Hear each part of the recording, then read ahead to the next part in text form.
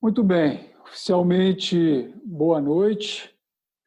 Vamos para a sexta palestra do ciclo de palestra Cultura e Liderança para a Gestão de Ativos, em que essa sexta palestra nós vamos falar um pouco sobre conquistas, aprendizados e a evolução na gestão de ativos. Então, só para a gente passar rapidamente, né, para a gente entender a visão sistêmica, o grande cenário, nós começamos a primeira palestra com o despertar da consciência e o chamado para ação. Na segunda palestra, como eu repito, nós começamos a ver a maturidade cultural e conseguindo aliados. Na terceira palestra, a gente começou a discutir as 7 competências do líder para a gestão de ativos. São aquelas competências comportamentais que, uma vez adquiridas, potencializa as lideranças. E quando eu estou falando de lideranças, estou falando desde a alta direção até a liderança do fornecedor, né? Todas as pessoas que lideram um processo. Então, uma vez essas pessoas tendo essas competências, elas podem fazer com que a implantação corra menos risco e seja uma implantação melhor. Aí nós passamos para a quarta palestra, que foi a Cruzando a Fronteira e Avançando na Jornada, ao longo da implantação.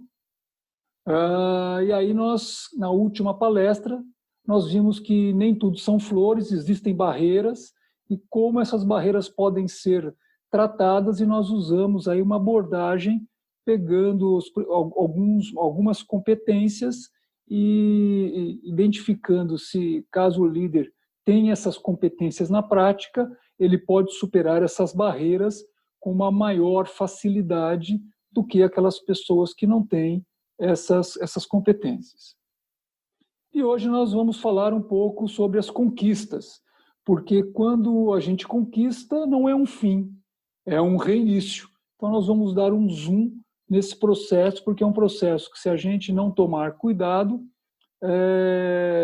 a gente pode fazer com que o processo fique estagnado, e muitas vezes esse processo ele pode até cair, né?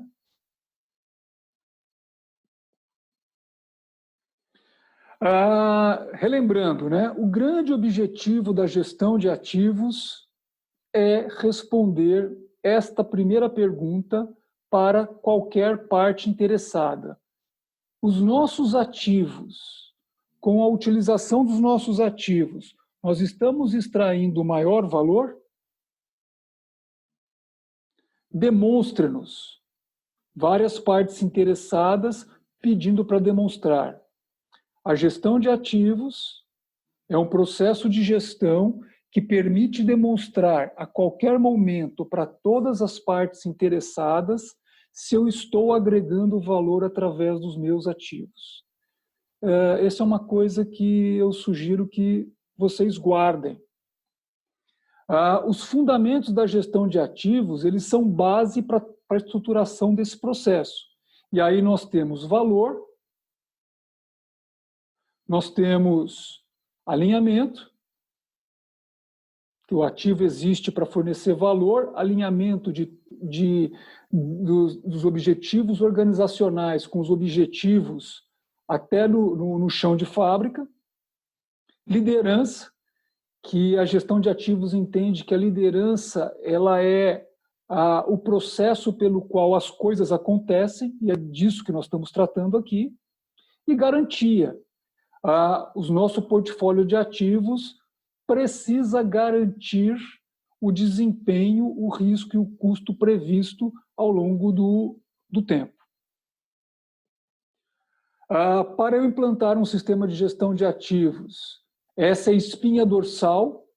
Eu parto dos objetivos estratégicos organizacionais que eles foram extraídos das necessidades e expectativas das partes interessadas e num contexto geral interno e externo da organização, estabeleço a estratégia e os objetivos, estabeleço os planos detalhados que vão fazer com que essa estratégia aconteça, implemento esses planos dentro do meu portfólio de ativos e nos processos do ciclo de vida, verifico se eu estou tendo desempenho previsto em disponibilidade, em controle de riscos e redução de custos para fornecer produtos e serviços que satisfaçam os clientes e as partes interessadas.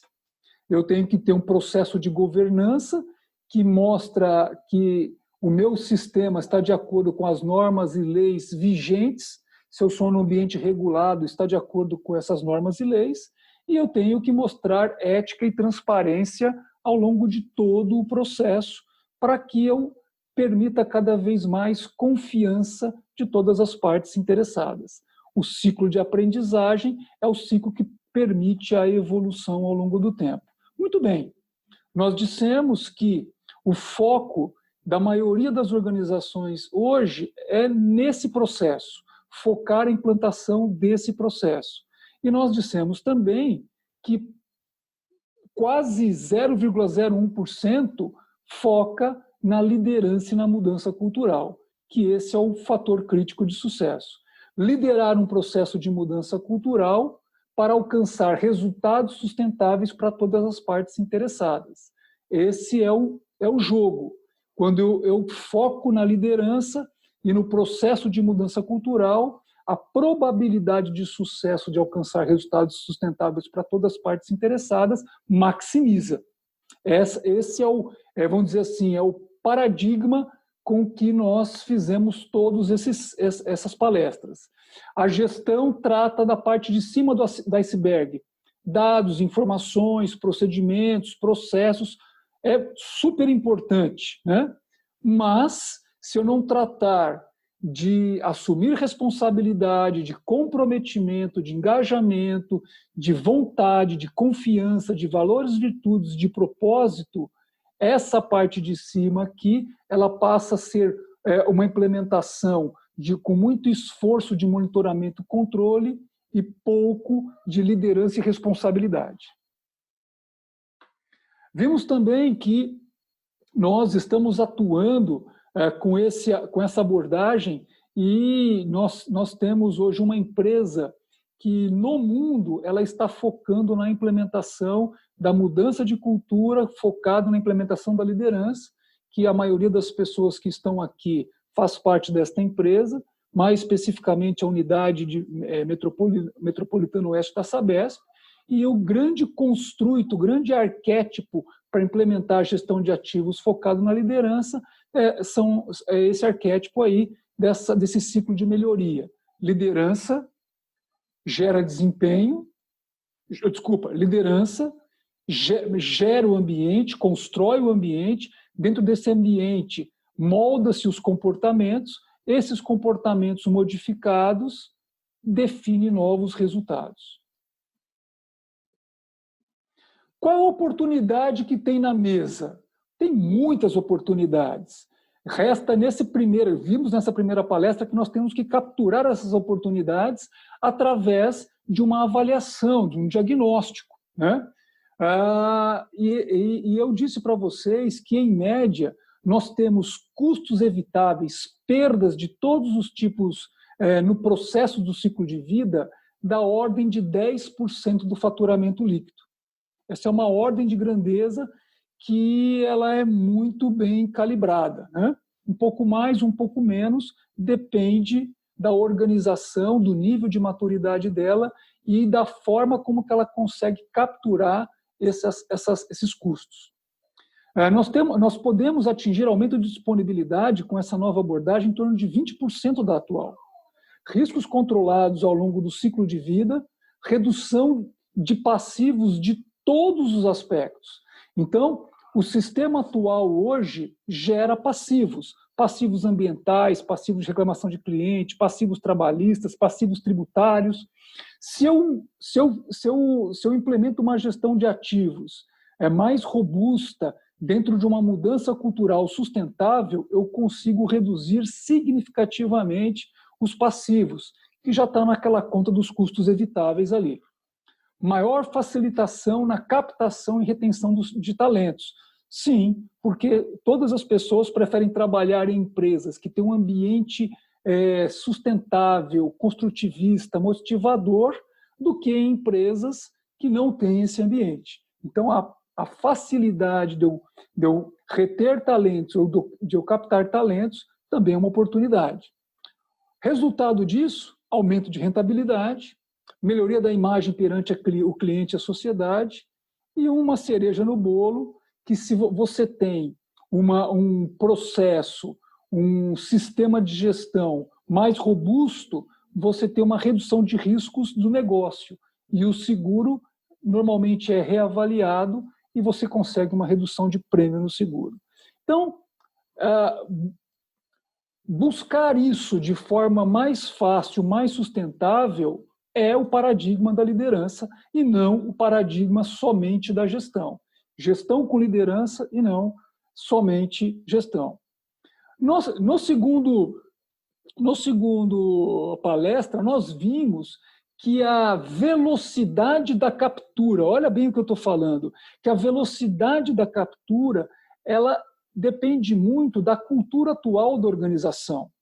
Quanto mais para o lado direito, quanto mais para o azul e verde, mais os processos são fluidos e orientados às necessidades e expectativas do cliente, no caso de uma maturidade independente, e mais voltada à causa mais nobre da parte social, da parte ambiental. Quanto mais a empresa e as pessoas estão conectadas dentro de uma visão sistêmica, dentro de uma visão holística, e consegue traduzir isso para processos e para as pessoas e para o ambiente dela, mais flexível ela é e mais ela captura resultados sustentáveis. Então,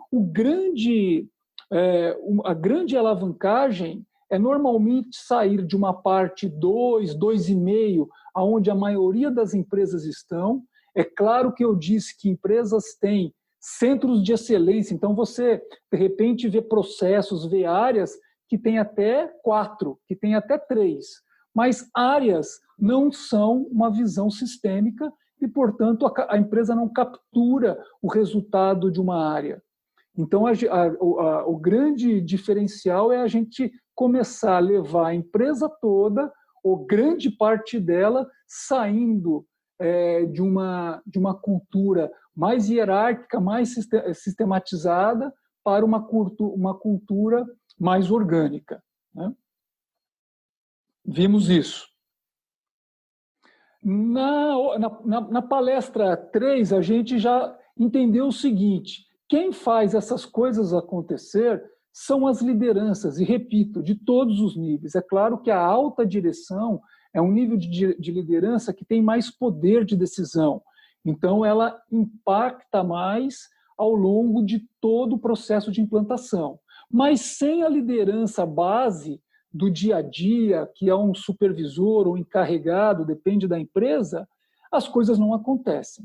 Então, a integração dos diversos níveis de liderança e uma nova aquisição de competências, mantendo as competências atuais, aquelas que são boas, e tirando aquilo que já perdeu o prazo de validade, faz com que a gente consiga uma evolução mais rápido. Se vocês quiserem fazer uma evolução utilizando o mesmo jeito que vocês fazem as coisas, a evolução não será sustentável. Né? Isso é um alerta que eu tenho feito em todas as palestras e estou procurando mostrar isso para que vocês comecem a ousar experimentar jeitos e práticas novas que, ao longo do tempo, eu vou detalhando mais nas outras palestras e nos processos de formação que virão por aí. Mas essas são as competências. Diz também que muito mais do que os nomes das competências são as descrições delas que tem que ser traduzida para o ambiente empresarial, traduzir esse ser capaz de conquistar corações e mentes para a causa, ter visão e vontade e disciplina para aquilo que nós estamos construindo em termos de estratégias e planos de gestão de ativos, e aí começar a ter essa aquisição de competências. E essas competências são adquiridas à medida em que eu vou observando essas competências no dia a dia das pessoas mudando seus comportamentos na organização. Portanto, a gente consegue medir a evolução das competências e medir a evolução dos processos com a evolução dos resultados. O poder da cultura e liderança na gestão de ativos, ela tem esses 3 grandes pontos que também nós vimos. Nós devemos, para mudar esse patamar, refletir sobre os desafios de forma integrada. O que é forma integrada? É sentar um grupo de pessoas multidisciplinar, até multiníveis, e colocar uma questão, um desafio que a organização tem para evoluir na gestão de ativos e deixar que as ideias brotem daí, não chegar com uma ideia semi-acabada e enfiar goela abaixo, né? Desenvolver a construção do conhecimento coletivo. A partir de uma questão colocada, as várias pessoas discutindo, começa a construção do conhecimento coletivo. E acreditem, essa construção é muito mais rica do que se você pegasse 2 ou 3 pessoas e criasse sozinho. Só que ela, num primeiro momento, por ser algo novo de se fazer, talvez tenha que ser investido mais tempo, tenha que se investir mais paciência, tem que saber ouvir, saber escutar. Existem algumas habilidades que nós temos que desenvolver para que essa construção seja cada vez mais azeitada, cada vez melhor. Mas basta começar. E estruturar e implementar planos factíveis, simples, integrados, ágeis e que beneficie as diversas partes interessadas. Se você construir uma boa estratégia com a metodologia que envolve todas essas partes, num processo de construção de conhecimento coletivo, você já está dando um primeiro grande passo para começar um processo de mudança focado em comportamento. Refletir sobre os desafios, entre parênteses, das lideranças de forma integrada. Eu procurei aqui colocar os principais desafios. Os textos que eu escrevi aqui não têm a pretensão de ser esgotados, mas têm a pretensão de mostrar uma visão que fixe para vocês. Então, quais são os desafios? Agregar maior valor de forma sustentável às partes interessadas por meio da gestão de ativos. Esse é um desafio. Joga para o grupo e pergunta como. Outro desafio, veja que uma é consequência da outra, procurei amarrar assim. Entregar a maior disponibilidade do portfólio de ativos atual e potencial, ou seja, aquele que virá, com o menor custo operacional do ciclo de vida, dentro dos menores riscos conhecidos e controlados. Conhecer os riscos é uma arte e controlá-los é outra arte. Outro desafio, integração dos processos, áreas, sistemas, pessoas e relacionamentos. Olha só, hein? Integração de processos, de áreas, sistemas, pessoas e relacionamentos. Eu diria até que quando você começa a integrar relacionamentos e pessoas, as outras vêm mais fácil. Compartilhamento de informações em tempo real que possibilite criar ao invés de reagir, ou seja, as informações permitem você antecipar problemas, estabelecer um plano, uma estratégia, quer seja ela de manutenção, quer seja ela de operação, quer seja ela de suprimentos, quer seja ela de contratação de fornecedores, quer seja ela de atendimento a cliente, antes de um problema. Tomada de decisão em equipe com base em fatos e dados, trazer os fatos e dados para a mesa e compartilhar as informações. com pessoas engajadas na causa e saudáveis. Não é quando que você é engajado, mas chega no final do ciclo, você está acabado, né? Dentro de um ambiente superior, harmônico e sinérgico. Então, dentro da visão, vamos dizer assim, sintética, eu procurei aqui resumir em bullets, 3, 6, 7 bullets, os principais desafios. Para que isso aconteça,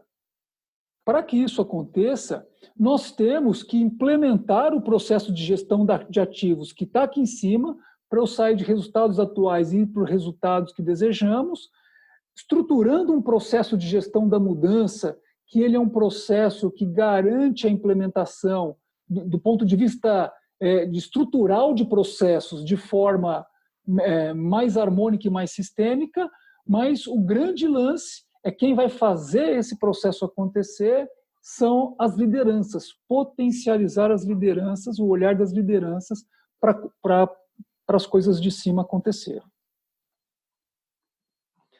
Nós vimos também na palestra 4, que é na palestra de implementação, que eu tenho que trabalhar todo o processo normal de uma implementação de gestão, que está na parte de cima do iceberg, mas eu também tenho que, dentro dessa visão, trabalhar a implementação da parte de baixo, que é identificar líderes de todos os níveis com perfil de mudança, implementar essa visão compartilhada, então criar ferramentas e mecanismos dessa visão compartilhada.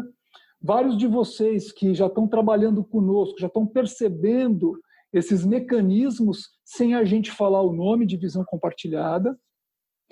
Questionar os pressupostos da cultura atual, crenças, modelos de comportamentos, ritos rituais. Implementar um processo de aprendizado em equipe. Líderes desenvolverem novas competências. Suportar as lideranças com coaching, tanto em grupo quanto pessoal, para a mudança, porque muitas vezes, para algumas pessoas, eles não suportam a evolução que está sendo prevista, e se a pessoa está afim, mas não está conseguindo, então essa mentoria para ajudá-la, o personal trainer, ele é bem-vindo, tanto para grupos quanto para equipes. Líderes e equipes estabelecem novos modelos de comportamento e novos ritos e rituais. Então, os ritos e rituais vigentes precisam ser ou ajustados ou incluir coisas novas. E a avaliação da evolução cultural, ela tem que estar junto com a avaliação de resultados para eu garantir que eu estou atingindo resultados, mas também estou mudando. Senão, eu só garanto que estou atingindo resultados com avaliação de desempenho e não sei se eu estou mudando, portanto, corro o risco dos processos não serem sustentáveis. Então, assim, a gente passou, de uma forma geral, por as 5 palestras, onde a gente, dando essa sequência, é claro, né, gente? No ciclo de palestras, a gente só mostra o quê e procura sensibilizar e que vocês comecem a extrair a visão para que vocês reflitam e comecem a agir. No processo de formação que eu pretendo lançar nas próximas semanas, aí nós vamos entrar com 160 horas de uma forma integrada, com ferramentas, potencializando essas ferramentas para que vocês peguem dentro da área de atuação de vocês e comecem a evoluir os seus comportamentos, evoluir os seus processos, evoluir a construção da equipe de forma a ter resultados. Então, aí já é um passo a passo muito mais detalhado. Muito bem, chegamos então ao final do processo. E como nós devemos tratar conquistas, aprendizados e evolução da gestão de ativos? E aí, eu quis, obviamente, fazer aquilo que a gente tanto prega, desenvolver a construção do conhecimento coletivo. Por isso que eu, na inscrição, pedir para vocês responderem aquelas duas perguntas. Ainda bem que a grande maioria de vocês respondeu. E eu usei do conhecimento de vocês para construir essa parte da palestra. Então, eu procurei fazer isso para mostrar que nós sabemos o que queremos. O que falta muitas vezes é um como fazer as coisas acontecer. Um como integrado. Então, vejam bem que vocês trouxeram. Eu só ajustei. Então, tudo isso aqui eu extraí da informação de vocês. E perguntei assim na primeira pergunta, né? Ao final de um processo de implantação, quais os aprendizados que você acha que seriam importantes? As respostas. Um aprendizado. Como chegamos até aqui? Por todas as fases que nós passamos e chegamos nesses resultados que nós chegamos. Como que nós conseguimos chegar até aqui? Chama o time, cada líder com seu grupo de líderes, com as suas equipes, e faz essa pergunta. A minha pergunta, o que eu quero que vocês reflitam é: vocês fazem isso hoje? Fazem sistematicamente? Se o líder que tá me ouvindo aí fala assim, eu faço, olha para os lados. Você acredita que os seus pares fazem? Olha para cima. Você acredita que a sua parte superior faz? Olha para baixo. Você acredita que os líderes abaixo de você faz com a equipe de vocês? Vocês garantem isso? Então, essa é a oportunidade que nós temos. Outra pergunta que sustenta a primeira. Qual foi o caminho crítico? E eu pus entre parênteses na pergunta dessa pessoa. E como superamos esse caminho? É preciso entender quais foram os nossos pontos fortes. Outra pergunta. Como sustentar a conquista? E aí eu coloquei um adendo nessa pergunta. Com o menor controle possível. Eu não quero sustentar a conquista e ficar monitorando o tempo todo o que as pessoas fazem. Eu quero sustentar a conquista e ter certeza que as pessoas têm a responsabilidade e o comprometimento de fazer o que tem que ser feito, independentemente que eu monitore e controle. Isso é um traço cultural, né? Cultura é aquilo que a gente faz no nosso dia a dia, independente de quem está olhando ou não, né? É aquilo que a gente deu para os nossos filhos e que eles saem lá para fora e atuam com os valores, com as responsabilidades mediante a isso. Então, é importante essa reflexão.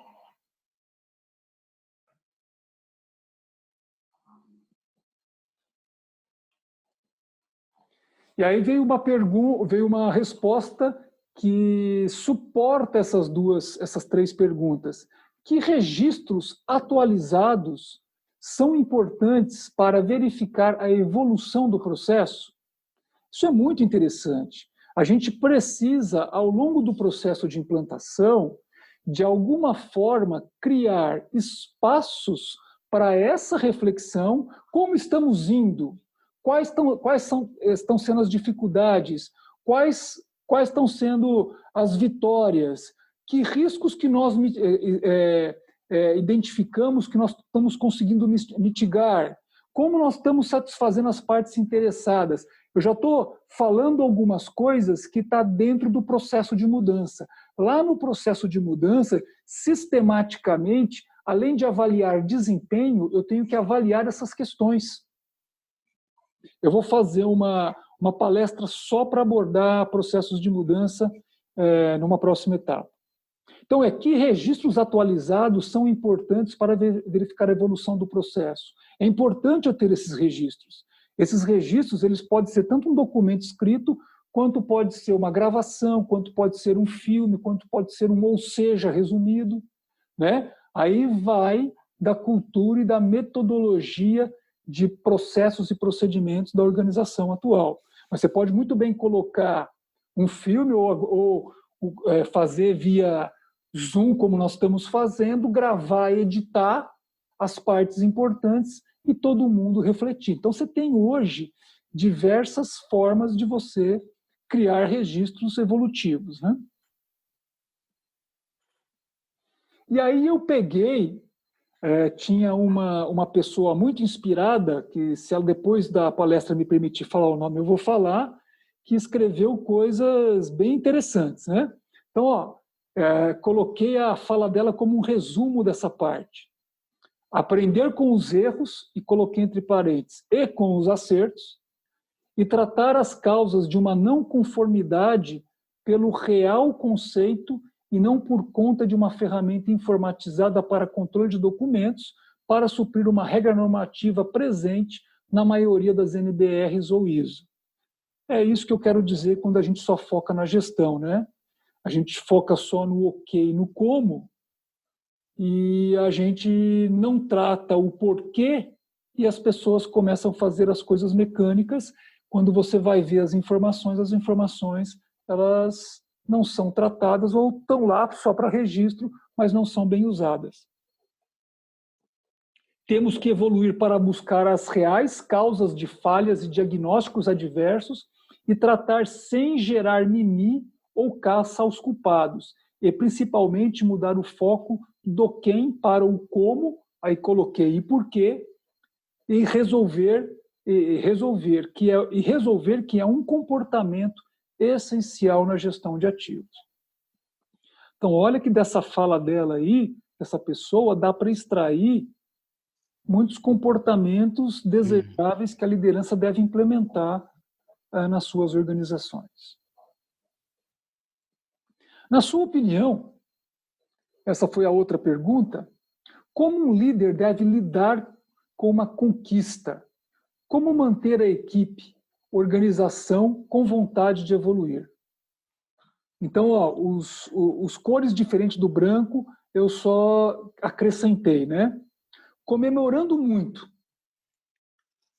Eu coloquei de forma significativa para as pessoas. A comemoração, ela tem que ser melhor avaliada como um rito. As organizações muitas vezes comemoram, muitas vezes fazem um churrasco de final de ano, juntando com os resultados. Ou muitas vezes os resultados vêm através de bônus, é aquela comemoração tímida, o parabéns. Então, essa comemoração atual, ela perdeu muita força em termos simbólicos, em termos de rito. Não é uma comemoração, é uma comemoração como se estivesse cumprimentando uma pessoa que está passando na rua. A gente precisa ressignificar a comemoração de uma conquista, fruto de tudo isso que nós estamos falando. Então, a gente precisa entender para isso, o que eu escrevi ali. O que as pessoas esperam com uma conquista? Eu preciso perguntar para essas pessoas. Eu preciso conhecer as pessoas com quem eu trabalho. Eu trago isso para uma equipe responsável por criar essa comemoração. E aí a gente vai criar uma comemoração única ou algumas comemorações isoladas, de tal forma que todo mundo se sinta parte dessa conquista. Reconhecimento, coloquei assim, conforme diretrizes da organização e dentro do que as pessoas valorizam. Da mesma forma, o reconhecimento, além do muito bem, é certo, tal, mas o reconhecimento, se eu posso dar um bônus a mais, 2 bônus a mais, 10 bônus a mais, faço isso, mas o reconhecimento não é só financeiro. Muitas vezes, para um diverso nível, o reconhecimento é você dar um treinamento para aquela pessoa ou dar uma viagem de uma semana de férias com a família, porque aquela pessoa, o que ela ganha, ela não consegue guardar para fazer uma viagem de férias, ou dar algo para o filho daquela pessoa. Então, se você conhecer as necessidades mutantes dos seus colaboradores, fica muito fácil de você reconhecer premiações dentro das diretrizes da sua organização e que impacte de uma forma significativa para as pessoas. E, ao mesmo tempo, colocando novos desafios. Aí eu coloquei assim, coloque o cenário. Depois que você comemorou, ponto. Reconheceu, ponto. Não vai fazer tudo junto, não. Comemoração e reconhecimento pode fazer junto. Agora, colocar novos desafios, não. Faz um ritual de comemoração e de reconhecimento, depois faz o ritual de novos desafios, que tem a ver com o início do planejamento estratégico, né? Então, coloque o cenário, coloque os objetivos e as metas e explique o porquê. Se você tem uma meta auspiciosa, você tem que explicar o porquê que a gente precisa daquela meta, o porquê que é importante, sempre olhando as necessidades das partes interessadas. E deixe que as pessoas construam os comos. Deixem que elas se desafiem. Se elas construírem comos que não tem nada a ver, você está participando, você puxa. Mas, normalmente, dentro da minha experiência, daquilo que eu vejo, as pessoas, quando elas estão sensibilizadas, elas vão para cima do negócio. Então, essa é a dica que eu dou. Ter a sensibilidade do que a equipe quer dizer, foi uma outra colocação de uma pessoa. E aí eu só trouxe essa daí, porque a gente já está falando sobre isso, mas para ver qual que é o desafio da liderança. Ter sensibilidade do que a equipe quer dizer. É isso mesmo. Muitas vezes, o não dito tem que ser interpretado. E só consegue ser interpretado se a liderança para de olhar para coisas, processos, métricas, e olha para pessoas que estão fazendo as coisas, né? É claro que cada nível de liderança tem um tempo maior para olhar a isso. Claro que cada nível de maturidade do processo organizacional vai permitir olhar mais tempo para isso, mas isso tem que ser buscado. O líder deve comemorar a conquista e mostrar para a equipe. Prefiro fazer a equipe enxergar. Mostrar para a equipe tem a ver com eu preparar uma apresentação e eu mostrar o que tem que ser, mostrar como que eles me ajudaram na conquista. Fazer com que a equipe enxergue é eu começar a perguntar e deixar eles desconfortáveis e começar a refletir e responder como aquele tijolinho que cada um colocou foi parte de uma casa maravilhosa que foi feita. Quando a gente faz isso, a gente consegue fazer com que a equipe consegue pensar e refletir e aprender. A gente está desmamando a equipe, está dando para ela, transferindo para ela a visão. E você começa a conduzir, como se fosse um grande coach, né? Demora mais para chegar na conclusão? Sim, mas ela fica muito mais consistente e sólida, né? Então, faz a equipe enxergar qual foi a sua participação e o quão importante foi ela para essa conquista. Aí, você realmente engaja. Olha aí, ó, uma outra fala que foi trazida lá, muito interessante sobre isso. O líder participativo é aquele que conversa com a equipe e busca tirar o melhor das pessoas para construir soluções. Qualquer equipe só evolui se entender o processo e se sentir parte da solução e da evolução da empresa. São muitas pessoas dentro da empresa e uma diversidade incrível de crenças, pensamentos e atitudes, e o ser humano replica aquilo que experiencia, sendo que nada melhor que a conversa, a orientação quantas vezes forem necessárias e o empowerment para a solução. Achei muito inspirador isso daqui, né? É um grande resumo de um líder que participa e que engaja as pessoas. Construir isso, né? Muito legal. Veio do conhecimento coletivo, né? Olha a outra que veio de vocês. Normalmente, a conquista não é somente do líder. A conquista é do time, da soma dos esforços individuais. A conquista deve ser sempre o degrau para o próximo passo.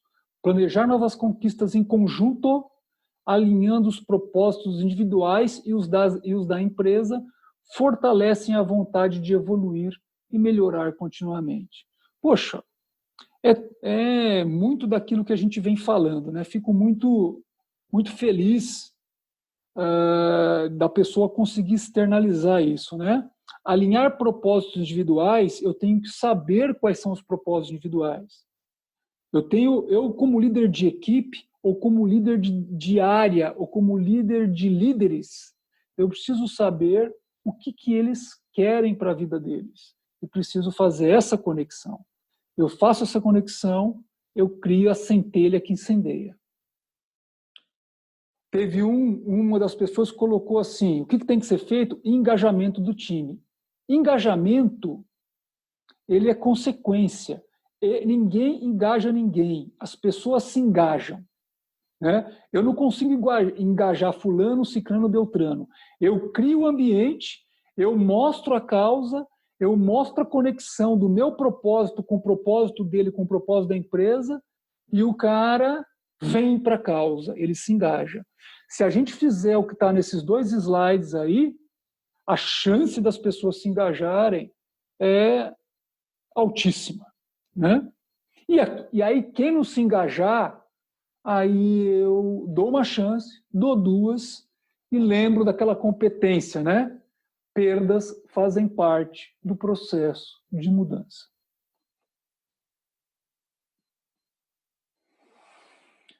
Na sua opinião, aí teve um que até fez um checklist, ó, que bacana. Um checklist daquilo que a gente vem falando. Eu só coloquei os amarelos, fui acrescentando aí no checklist dessa pessoa. Compartilhar com o time, fazer com o time chegar à conclusão da sua importância. Lembrar das dificuldades do projeto e das soluções criadas pelo time. Então, coloquei ali o caminho crítico, os fatores críticos de sucesso técnicos e comportamentais. Envolver o cliente e a alta gestão, coloquei partes interessadas no reconhecimento da conquista. Isso é super legal. Sinalizar que podemos evoluir ainda mais, pois já superamos esse desafio e criaremos outro, desde que o meu propósito, cada vez mais eu perceba que ele está sendo alcançado por meio da empresa. Vamos ser destaques e referência neste negócio, ele colocou. Eu coloquei assim entre parênteses, devia ter feito de cor diferente. Se já formos referências desse negócio, relacionar sempre a causa maior, social, ambiental. Vocês vão reparar, ao longo do tempo, que as empresas que estão à frente, que têm melhores resultados, são aquelas que cada vez mais estão ligadas ao grande desenvolvimento do país, do mundo, da causa social, e as pessoas se comportam voltadas nessa causa. Vocês vão reparar nisso. Eu vejo também algumas organizações que têm isso na sua visão, missão, mas quando está na sua estratégia, a sua estratégia não traduz essa visão, missão, sem problema nenhum. Porque a estratégia, que é o mais pé no chão, só está mostrando para nós que ela não está ainda lá perto da sua visão, missão. Está no caminho da sua missão, mas não está atingindo a sua visão. Lembrando, para capturarmos essas oportunidades, então, estou reforçando isso cada vez mais, que isso é diamante, né? 3 mudanças fundamentais do eu. Como eu penso, como eu ajo, como eu me relaciono, como eu me comprometo com aquilo que eu me proponho a fazer. O ciclo mais cultura que nós estamos trabalhando, como eu já disse para vocês e reitero, dentro da Sabesp, essa nossa equipe, aqui esse ciclo expandido, né? Onde a gente mostra lá que a liderança promove ambientes que mudam o comportamento, que geram resultados. Aí a expansão dele é a liderança que adquire competências, que promovem ambientes, esses ambientes engajam as pessoas, essas pessoas mudam o seu comportamento, esses comportamentos impactam em processos melhores, diferentes dos atuais, e os resultados são sustentáveis. Dentro desse construto, a promoção de um ambiente para a gente fazer isso acontecer, né? Dentro da cultura de conquista diferenciada, é criar um ambiente motivador, desafiador, acolhedor, com valorização das iniciativas e acabativas, que estimule a criatividade para a solução de problemas, dê confiança e proporcione liberdade de expressão e a valorização da diversidade. Um ambiente onde os comportamentos desejáveis são valorizados pelo feedback instantâneo em grupo e os indesejáveis são chamados à atenção pelo feedback instantâneo individual, buscando o alinhamento de visão e com metas de evolução e consequência. Criar um ambiente colaborativo, onde o trabalho em equipe multidisciplinar seja valorizado, que a prevenção seja valorizada em relação à correção. Criar um ambiente onde é facilmente identificada a correlação entre evolução pessoal e evolução organizacional, estimulando o comprometimento e a responsabilidade pelos resultados como tarefa de todos. Quando você cria um ambiente assim, você muda comportamentos. Aqui eu coloquei 2 tipos de comportamentos, aqueles comportamentos mais básicos e os comportamentos que têm aquelas descrições mais amplas, só para a gente entender que os comportamentos que a gente tem que mudar são aqueles comportamentos que vão impactar na minha estratégia, nos meus planos de gestão de ativos. É focar nesses comportamentos e focar nessas criações de ambiente. De novo, são exemplos que eu coloquei aqui, né? Então, por exemplo, comportamentos. A maestria pessoal, que eu chamo de olhar para mim primeiro, entender meus pontos fracos, meus pontos fortes, entender que a mudança vem de mim e não do outro. Saber se relacionar em nível superior, saber ouvir e suspender os pré-julgamentos, saber criar juntos sem imposição de ideias, ser atencioso e cortês, saber dar feedback, valorizar as pessoas, ser resiliente, ser fraterno, ser focado, assumir responsabilidades, ser comprometido com a causa maior, né? Nós é que vamos elencar esse tipo de comportamentos. Ou aqueles mais escritos de forma mais ampla, só que aí depois eu vou ter que descrevê-los melhor, obviamente. Então, comunicação avançada e habilidades de negociação, comunicação interpessoal e empatia, habilidade de liderança e gestão, aqueles que eu já venho trazendo lá naqueles soft skills, né? Então, comportamentos que esses comportamentos, imaginem as pessoas, isso que eu quero que vocês reflitam, mostrando mais esses comportamentos no dia a dia, o quanto isso não vai refletir em processos de gestão de ativos, processos de compra de equipamentos, processos de intervenção dos ativos, processos de análise de causa, processo de tomada de decisão de investimentos. Imagina o quanto isso não vai melhorar nesses processos, né? E aí eu abarco isso tudo sempre naquela visão sistêmica, né? O que eu estou fazendo? Eu estou rodando o miolo daquela mandala da evolução. Coloquei aqui só o miolo. O tempo todo, se vocês vão... se eu estou conseguindo mostrar para vocês, eu estou sempre partindo dos desafios top-down, né? Entrega de valor para todas as partes interessadas.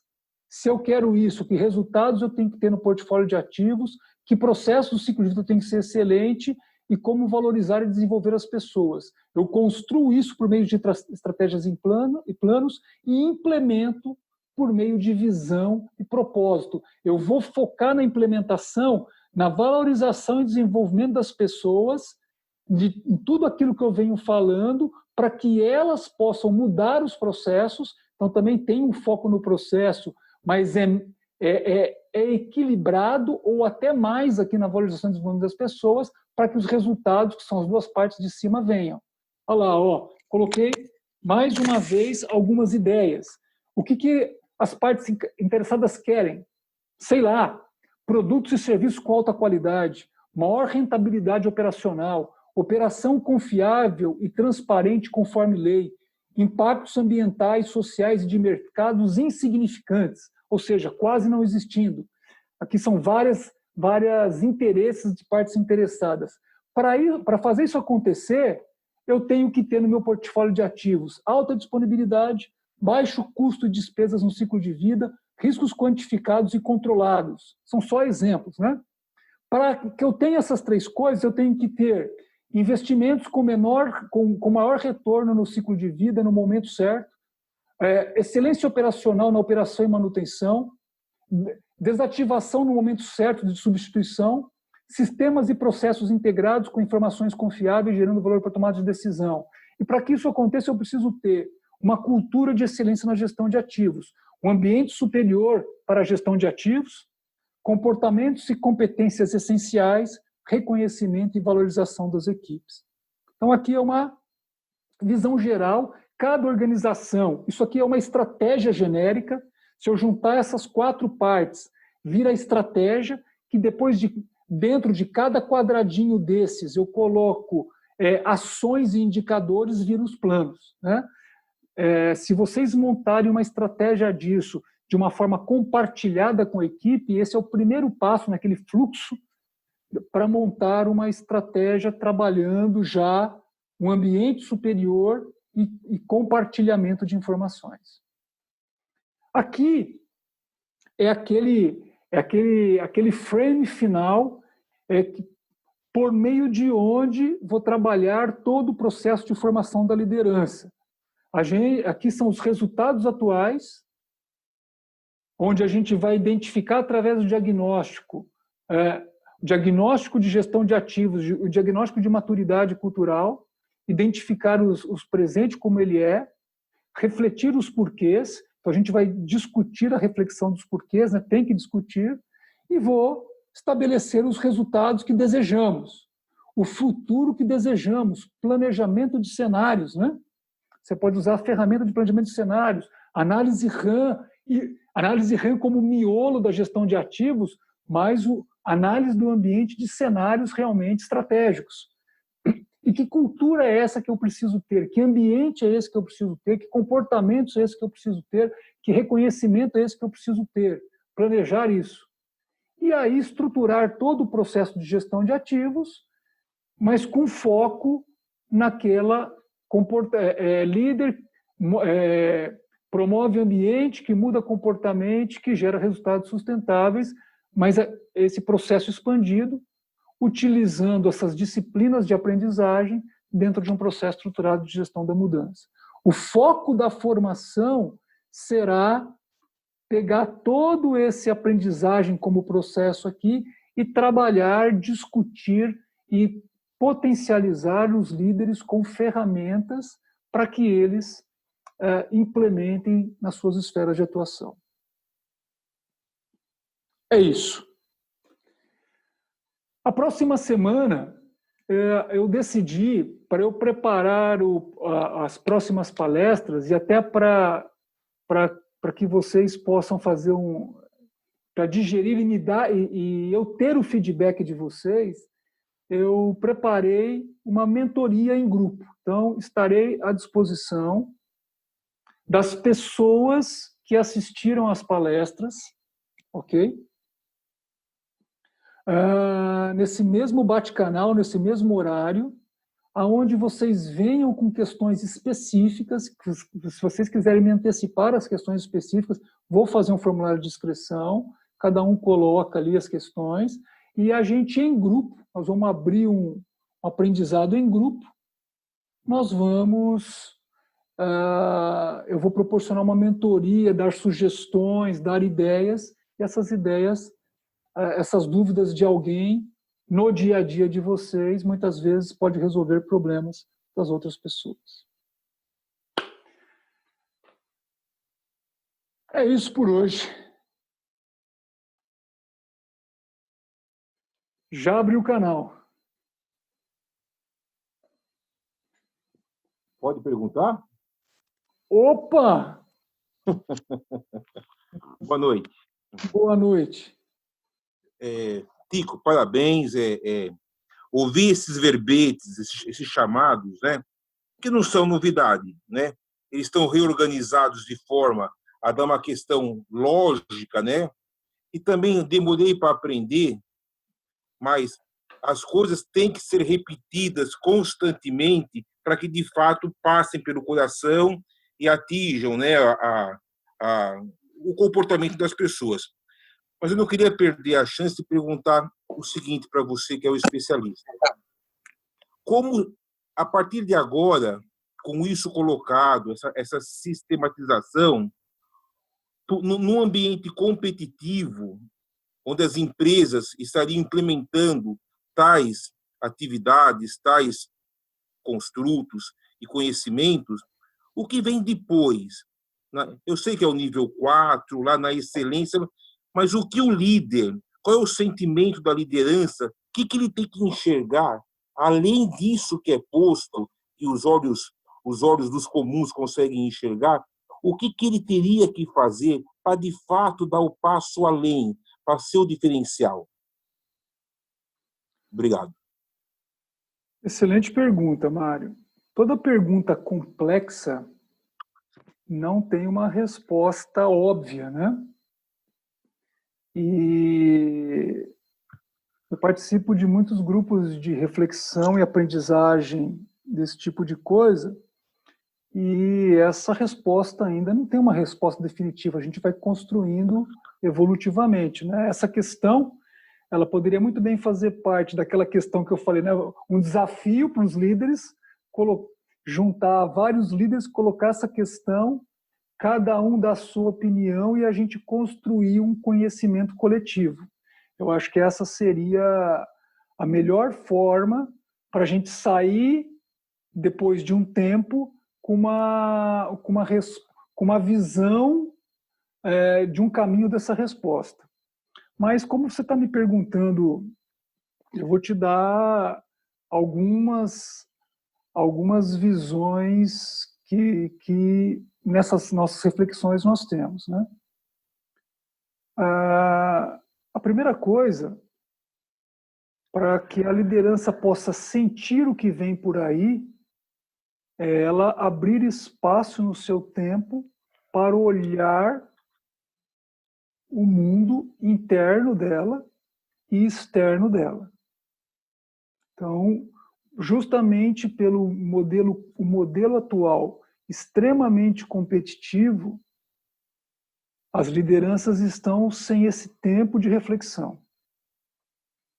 E aí as respostas estão sendo cada vez mais óbvias e triviais para se livrar do assunto e pegar o próximo, do que para refletir no nível superior.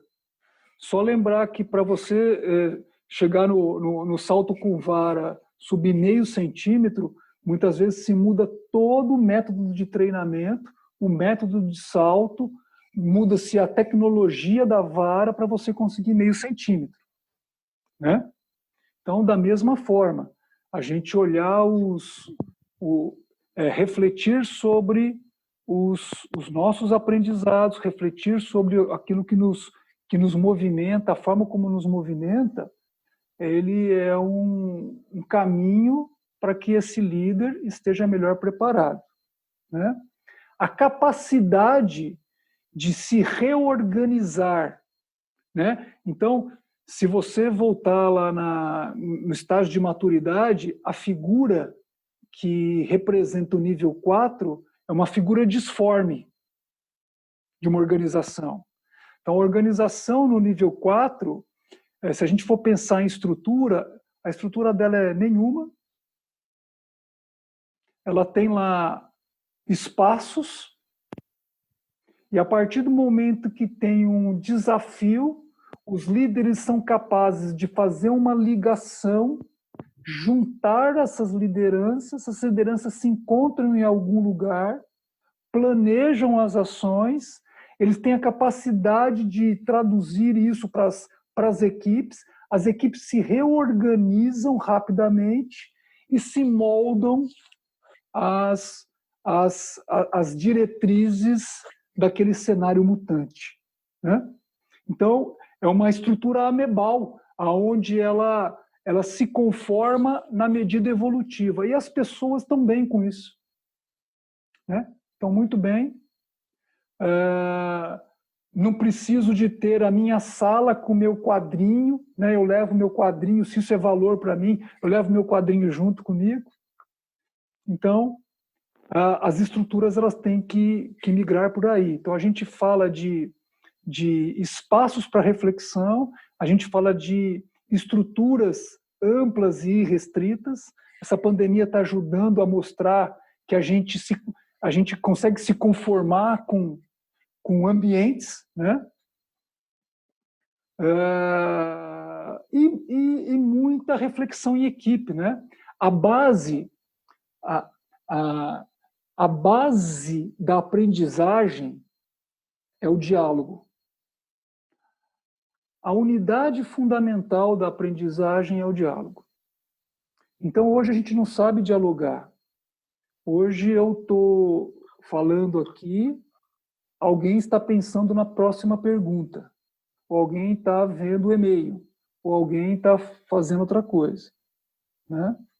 Então, a gente faz debate, mas não faz diálogo, né? O diálogo é fluxo de significado, deixar fluir que as coisas vêm, né?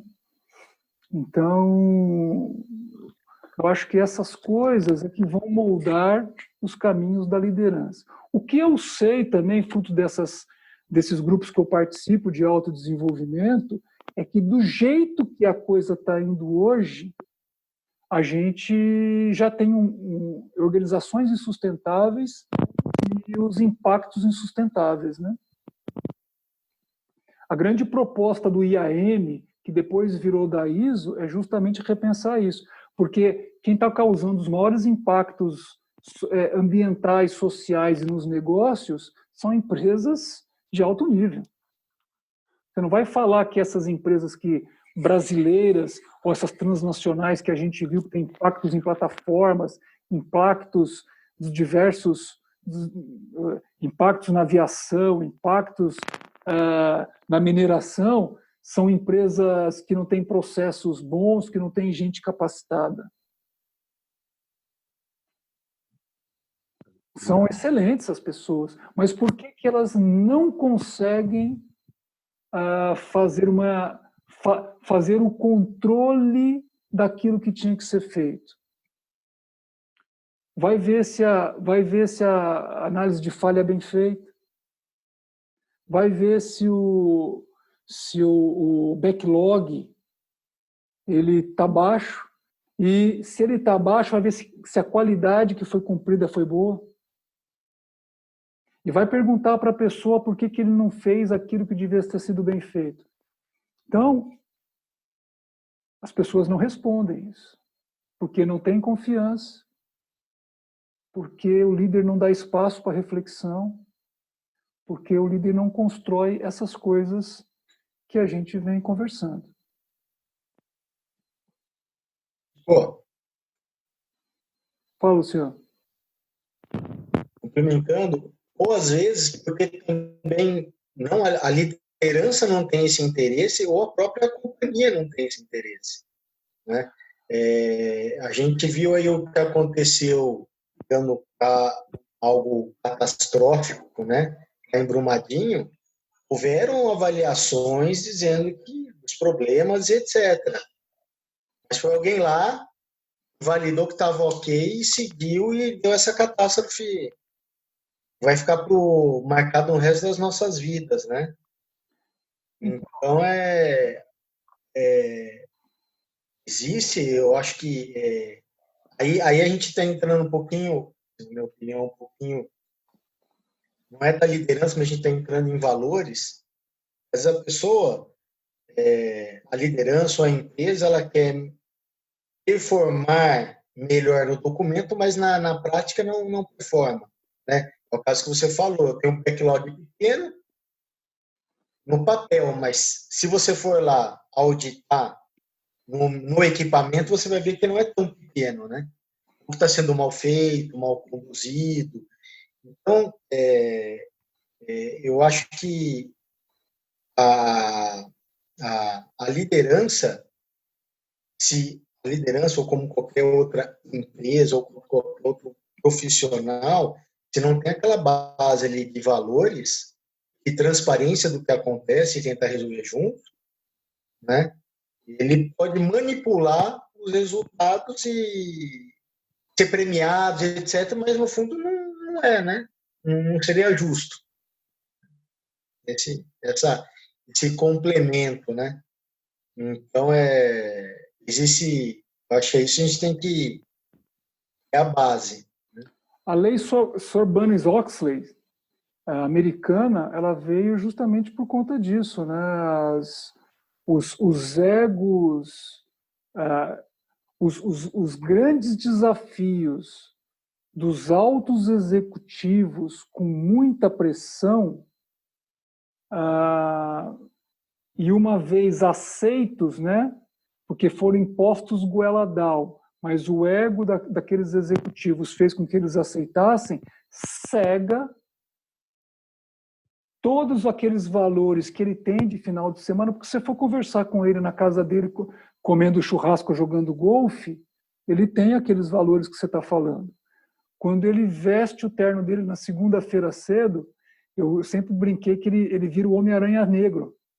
Ele vai se transformando e fica muito difícil. Eu tenho alguns amigos e faço mentoria de altos executivos. Então, eu sei que não é simples. Existe muitas vezes um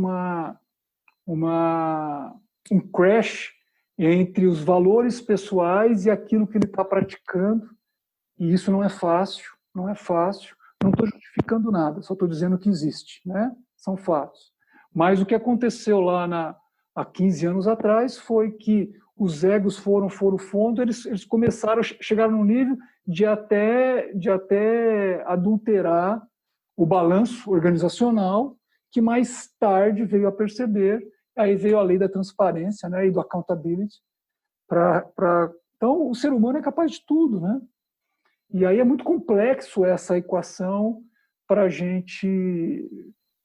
Mas tem que resgatar isso, né? Pegando de novo o caminho do Mário. Eu acho que a gente consegue grandes resultados fazendo de forma diferente. Mário, essa é sempre... Faz 30 anos que eu trabalho com isso e cada vez mais eu vejo que é possível, né? Só depende, por isso, por exemplo, né, que você pega aí, não é porque está aqui, né, o Aurélio, a Rosana, o Virgílio, a Sônia, o Edmar e muitos outros aqui, que eles estão abrindo espaço para o novo, numa empresa que está no mercado. Ele resolveu assumir um risco, né? Vou fazer diferente. O que vai dar? Ele só tem a esperança e a visão, ele crê para ver. Então, esses profissionais que ousam fazer um pouquinho diferente, se dá resultado, pronto, vai ter seguidores atrás. São esses que... Né?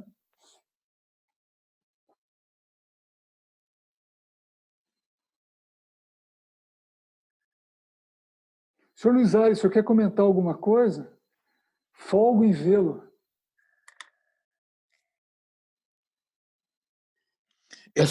Peço desculpas pelo meu atraso hoje. Peço desculpas. Só cheguei muito tarde.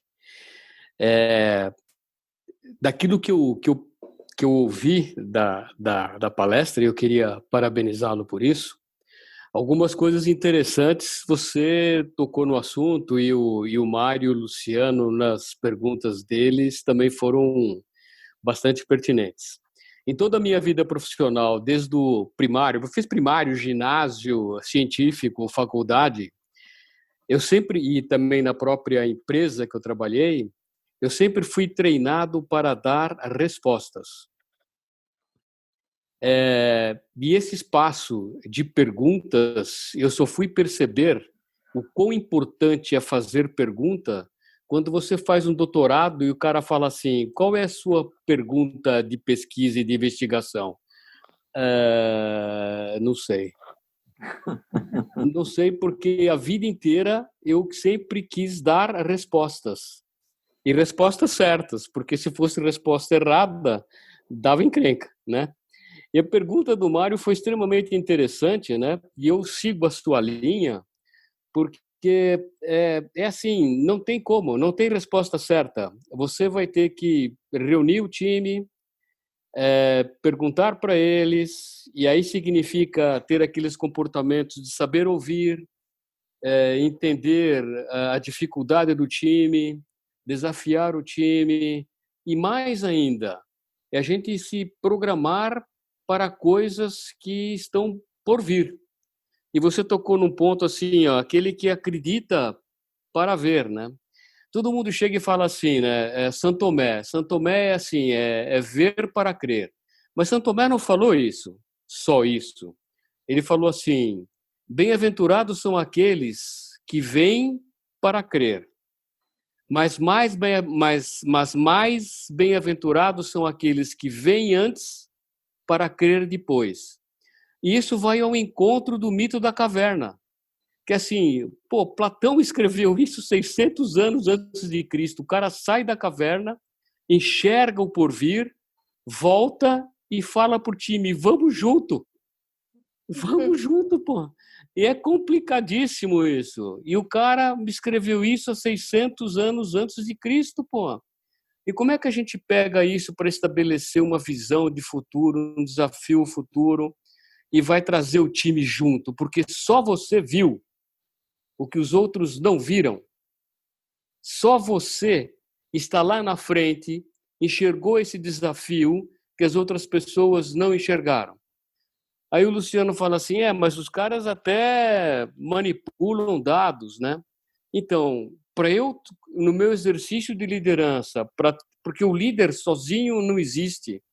O líder o exercício da liderança é uma relação líder-liderado, que deve ser alimentada todo o tempo, nutrida, aquecida, como você falou, acende a chama, liga a chama, tem que assoprar de vez em quando, que nem um churrasco, o carvão perdeu aquele calor, você tem que abanar, miserável, né? Você tem que dar a faísca para o cara para poder manter essa relação constante.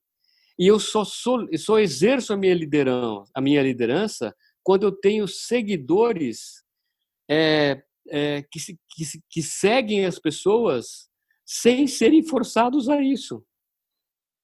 Porque senão eu estou exercendo o poder da minha clava hierárquica. Então, se eu sou corrupto e exijo que os meus liderados ou minha time seja corrupto, e se eu estou nesse time e não sou corrupto, eu falo assim, estou fora.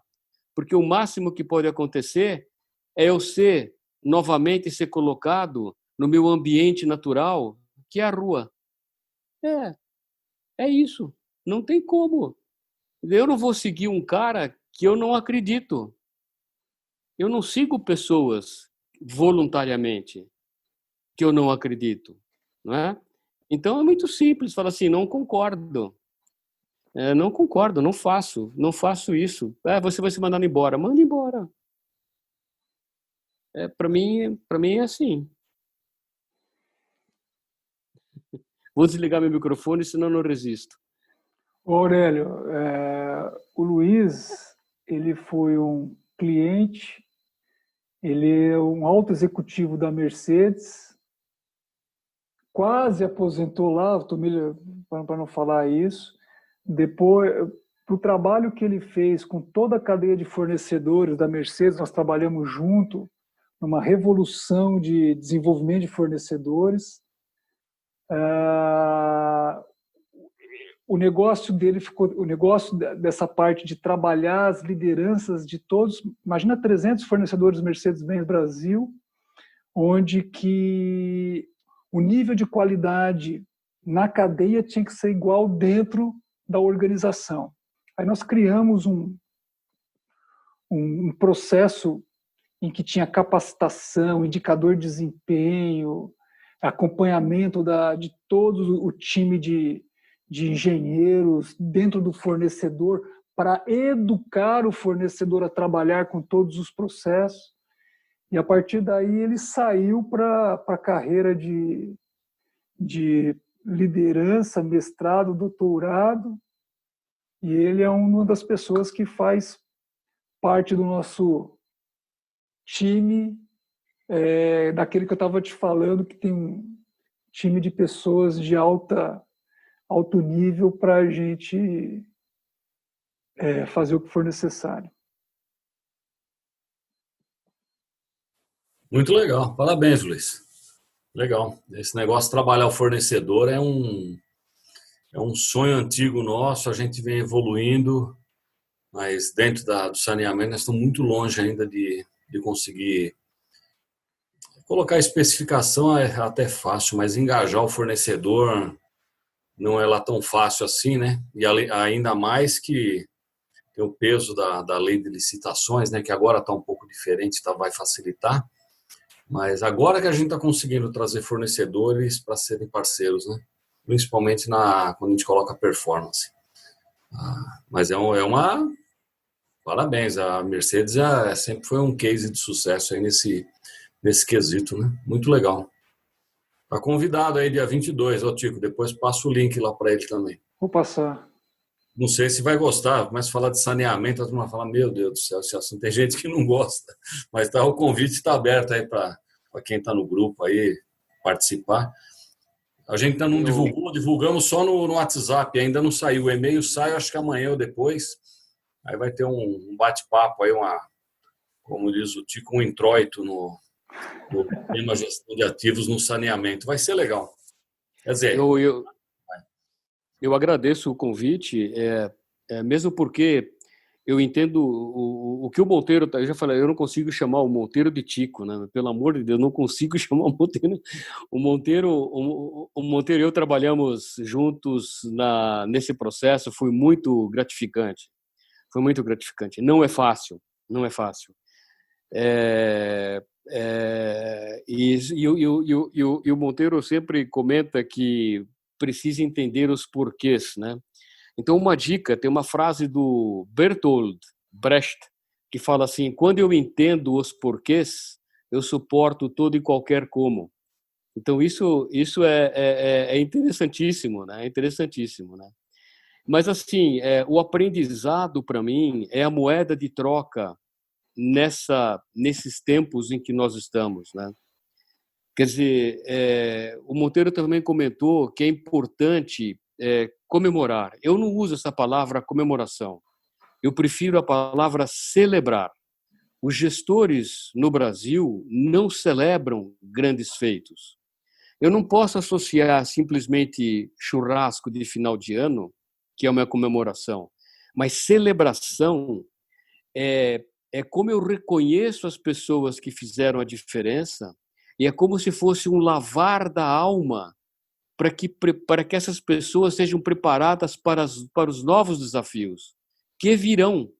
Então, quando a gente estabelece desafio numa equipe, né, nem todos vão. É impossível todos irem junto para a consecução desse objetivo. Isso não existe na prática. Só que eu, como líder, eu como aquela pessoa que devo conhecer as pessoas que trabalham comigo, e eu preciso reconhecer, sim, como o Monteiro falou, as necessidades de cada um e reconhecer aquela pessoa naquele feito. Só que eu, como gestor, dentro de uma estrutura hierarquizada, normalmente eu não consigo premiar esse fornecedor da maneira como ele merece. Mas eu posso reconhecê-lo de forma diferente, dando, por exemplo, como o Monteiro falou, um livro para o filho dele, uma bola para o filho dele, chamando a família para um final de semana num local diferenciado, entendeu? É claro que eu tenho que combinar isso com o meu RH, não. Eu tenho que combinar isso com... Aí o RH vai falar assim, mas eu tenho aqui faixas salariais que devem ser respeitadas, né? Então, isso daí é que é desafiar o status quo.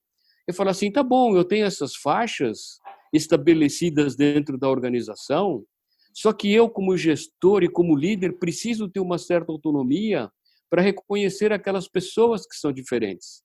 Porque se eu não reconheço os diferentes, na hora que eu for estabelecer um novo desafio, se essa pessoa que contribuiu para o desafio anterior não for reconhecida, eu faço a pergunta agora para todos, né? Você acha que ele vai vir de novo para cumprir esse novo desafio? É óbvio que não. É óbvio que não.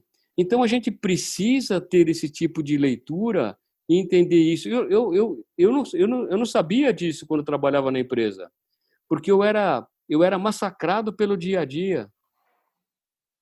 E eu só fui entender isso na hora que eu saí da empresa e falar, pô, olha só, como eu podia ter feito coisas diferentes, não? E assim, a gente não faz nada sozinho realmente, nada.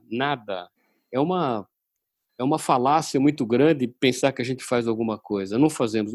A gente faz com o time mesmo, né? Com o time. E essa troca de conhecimento, essas perguntas, esse fórum para discutir ideias, é que eu acho significativo. Portanto, o aprendizado, para mim, sempre foi moeda forte. Sempre foi, sempre. Muito obrigado por tudo. Eu preciso me controlar, por isso eu vou fechar meu microfone de novo. Gente, vocês fiquem à vontade. Esse papo pós está ficando muito bom, né? Tá parecendo... Daqui a pouco eu vou instituir o sarau das terças-feiras, porque a gente está fazendo, de alguma forma, uma coisa, um momento da gente poder refletir, né? Trazer a reflexão. Terça-feira que vem vai ser isso, mas voltado especificamente a questões de vocês. Se vocês não quiserem expor as questões em grupo, mandem para mim, que eu exponho como sendo de uma pessoa anônima, e aí a gente trabalha a questão aqui. Se ficarem à vontade, façam aqui. A gente vê que tem mais gente que pode contribuir, então eu só serei mais um facilitador, um iniciador, e a gente pode conversar.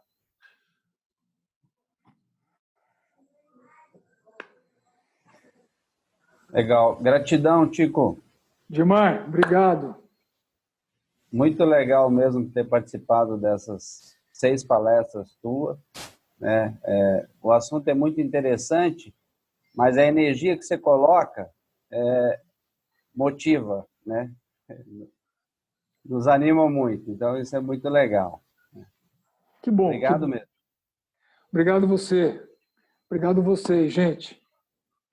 Valeu, Tico. Um abraço. Parabéns, Tico. Mais uma vez. Obrigado, Virginião. Gostei bastante.